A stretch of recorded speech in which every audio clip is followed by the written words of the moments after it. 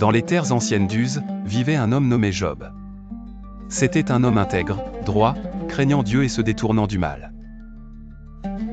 Job possédait de grandes richesses et une famille nombreuse, avec 7 fils et 3 filles.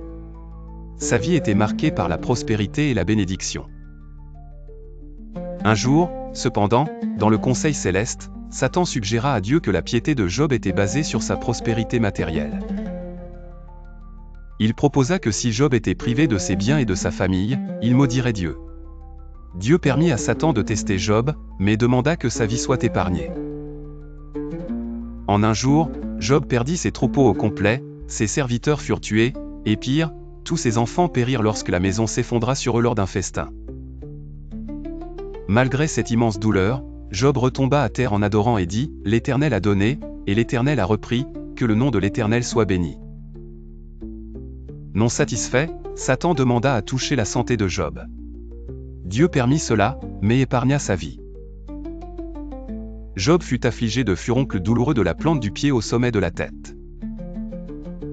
Sa femme, désespérée, lui dit « Maudis Dieu et meurs. » Mais Job répondit avec patience, refusant de pécher avec ses lèvres. 3 amis de Job, Éliphaz, Bildad et Tsophar vinrent le consoler, mais vite commencèrent à l'accuser d'avoir péché, arguant que ses souffrances étaient une punition divine. Job maintint son innocence, insistant qu'il n'avait rien fait pour mériter ces calamités, et commença à questionner la justice divine. Finalement, Dieu répondit à Job du milieu d'un tourbillon, l'interrogeant sur sa compréhension des voies de l'univers. Job réalisa l'immensité de Dieu et sa propre limitation en tant qu'homme. Il se repentit et se soumit humblement à la volonté divine.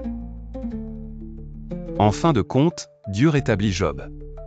Il lui donna le double de ce qu'il avait auparavant, et Job vécut 4 générations, regagnant sa santé, sa fortune, et voyant sa famille s'agrandir.